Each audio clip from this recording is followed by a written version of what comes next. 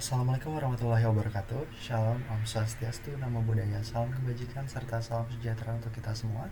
Perkenalkan, nama saya Pasha Mahardika Roshan Fikar dari Prodi Teknologi Rekayasa Otomasi Angkatan 2025 dengan 3 digit NIM terakhir 070. Pada kesempatan video kali ini saya akan membuat dan menjelaskan tentang mata kuliah yang diampu oleh Pak Rofik, yaitu mengenai list dan array. Di sini kita dapat lihat bahwa materi dari Pak Rofik, kita diberikan penugasan untuk membuat list dan juga array, yang mana dalam subbabnya ada untuk membuat akses dan cek anggota. Di sini juga ada aktivitas dan proyek atau tautannya yang dapat kita akses secara free. Kemudian di sini ada format penugasan untuk penugasan dari Pak Rofik. Oke. Sebelum itu saya akan menjelaskan sedikit mengenai apa itu list dan array dalam algoritma pemrograman. Di sini ada kata pengantar, yaitu dalam pemrograman kita sering perlu menyimpan banyak data sekaligus. Yang jika menggunakan variabel biasa, kita hanya bisa menyimpan satu nilai saja. Untuk itu, fungsinya list dan array ini digunakan untuk struktur data seperti ini. Keduanya memungkinkan penyimpanan banyak elemen dalam satu variabel, sehingga pengolahan data menjadi lebih efisien dan terstruktur. Nah, apa sih arti dari list itu sendiri? List itu sendiri adalah struktur data yang berisi urutan atau elemen. Elemennya sendiri pada list itu dapat memiliki tipe data yang berbeda. Bersifat mutable, artinya isi list dapat diubah setelah dibuat. Contohnya di sini, buah sama dengan ada apel, pisang, dan mangga. Kita print buahnya tersebut, outputnya menjadi apel, pisang, dan mangga. Selanjutnya, apa sih itu array? Array itu adalah kumpulan elemen yang memiliki tipe data yang sama. Umumnya digunakan ketika kita ingin menyimpan data numerik dalam jumlah yang besar. Di Python, array dapat dibuat dengan modul array. Contohnya, kita import array. Angka sama dengan array.array buka tutup i, 1, 2, 3, 4. Print angka, output yang keluar adalah array yang tadi kita masukkan di atas. Cara membuat list dan array itu sendiri, yang pertama membuat list seperti yang tadi saya jelaskan, yaitu himpunan buah. Nah, kalau membuat array, kita mengimport array dengan keterangan yang tadi sudah saya jelaskan. Nah, di sini ada notes-nya atau keterangan. I itu menandakan array bertipe integer. Array lebih efisien dalam memori dibandingkan list jika semua elemen sejenis. Mengakses elemen atau counting from zero. Setiap elemen di dalam list atau array itu memiliki indeks. Indeks pertama dimulai dari 0, bukan 1. Counting from zero, seperti dari namanya. Contohnya sendiri seperti tadi. Di sini kita menginput print buahnya 0 dan hashtag apple. Yang kedua, print buah 1 hashtag pisang. Kita juga dapat menggunakan indeks negatif seperti ini, sama seperti input di atas, tetapi angkanya dimulai dari angka negatif. Nah, selanjutnya ada mengubah nilai elemen. List bersifat dapat diubah, artinya kita dapat mengubah elemen di dalamnya. Contohnya seperti tadi. Dan saya next saja. Nah, selanjutnya adalah mengecek keanggotaan atau membership test. Untuk mengetahui apakah suatu elemen ada di dalam list atau array, kita dapat menggunakan operator in dan not in. Contohnya, himpunan buah yang tadi yang berisikan apel, pisang, dan mangga. If jika apel ada di buah, maka print apel terdapat di dalam list himpunan tadi. Else atau lainnya, kalau misalnya apelnya tidak dapat ditemukan di dalam himpunan tadi, kita bisa menggunakan input else, dan printnya apel tidak dapat ditemukan.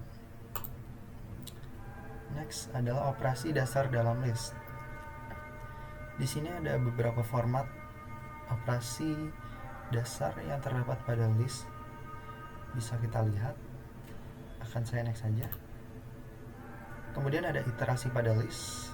Kita dapat menelusuri semua elemen list menggunakan perulangan atau for.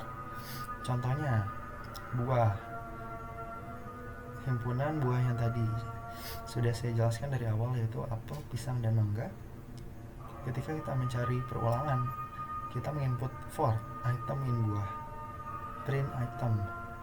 Outputnya ada apa aja? Outputnya itu terdiri dari himpunan benda yang sudah kita jabarkan di awal. Seperti ini, misalnya himpunan buahnya ada apel, pisang, dan mangga. Sini outputnya akan keluar seperti input kita pada awal, yaitu apel, pisang, dan mangga. Kesimpulannya sendiri, yang pertama, list dan array itu digunakan untuk menyimpan banyak data. Indeks dimulai dari 0 karena namanya itu counting from zero. Kemudian elemen pada list dapat diakses, diubah, dan diperiksa keberadaannya. Array itu sendiri digunakan untuk data sejenis dan lebih efisien. Yang terakhir adalah pemahaman struktur data ini sangat penting dalam algoritma pemrograman, karena tentunya dapat membantu proses dalam list dan array. Di sini ada closing statement dari saya, yaitu pemrograman bukan sekadar menulis kode, tetapi memahami logika di baliknya. Kemudian akan saya lanjutkan dengan demo pada aplikasi atau website Scratch. Untuk memudahkan kita untuk mendemokannya, kita memulai pada aplikasi Scratch, karena aplikasi ini dapat diakses oleh berbagai macam umur, dan juga ini sangat mudah untuk diakses dan digunakan karena hanya menggunakan blok yang terdapat pada di bagian kiri website. Nah, kita akan masuk ke macam-macam buah. Misalnya di sini program menanyakan what fruit do you want, atau buah apa yang kamu inginkan. Misalnya karena di sini inputnya adalah ada 3 buah, yaitu apel, pisang, dan stroberi. Kita akan mencoba salah satunya, yaitu apple. Oke. Kenapa dia menjawab oke? Karena yang pertama, apple ini ada di dalam blok program tersebut. Dan di blok bawah ini dapat kita lihat bahwa jika kita meminta buah yang terdapat dalam program tersebut, maka program akan menjawab dengan oke. Sedangkan kalau misalnya kita menginput buah yang tidak terdapat dalam program akan menjawab I don't have any, atau saya tidak punya. Saya akan beri contoh seperti ini. Kita misalnya, apa buah yang kamu inginkan? Saya akan menjawab mangga. Nah, si karakternya ini akan menjawab I don't have any mango. Atau saya akan beri contoh lagi, what fruit do you want? Saya akan menjawab dragon fruit atau buah naga. Nah, bisa kita lihat di sini dia juga tetap menjawab I don't have any dragon fruit, karena yang tadi saya jelaskan bahwa di program ini buah yang diinput hanya 3, yaitu apple, banana, dan strawberry, atau apel, pisang, dan stroberi. Maka jika kita menginput buah yang tidak terdapat dalam ketiga program ini, program akan menjawab saya tidak punya buah tersebut. Oke, selanjutnya kita akan lanjut ke demo guess the ingredients, atau menebak ingredients, bahan-bahan. Misal di sini kita akan mulai program.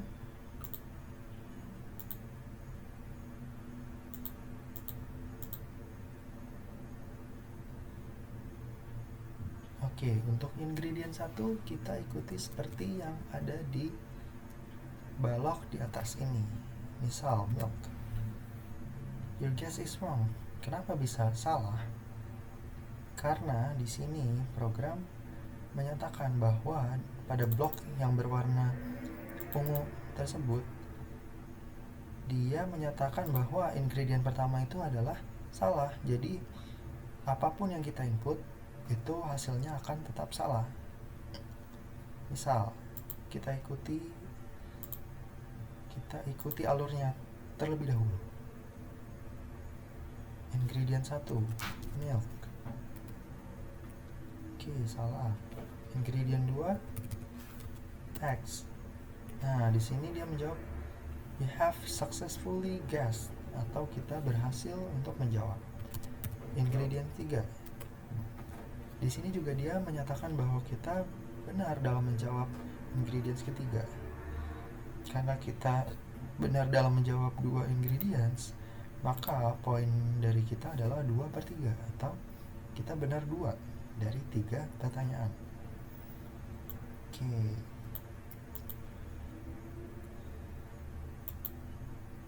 Baik, saya rasa itu saja yang dapat saya jelaskan dan saya demokan dalam kesempatan video kali ini. Terima kasih kepada Pak Rofik yang sudah mengampu dan mengajari kami dalam proyek dan mata kuliah algoritma pemrograman ini. Saya harap kedepannya dapat lebih bersinergi lagi antara mahasiswa dan Pak Rofik. Terima kasih. Wabillahi taufiq wal hidayah. Wassalamualaikum warahmatullahi wabarakatuh.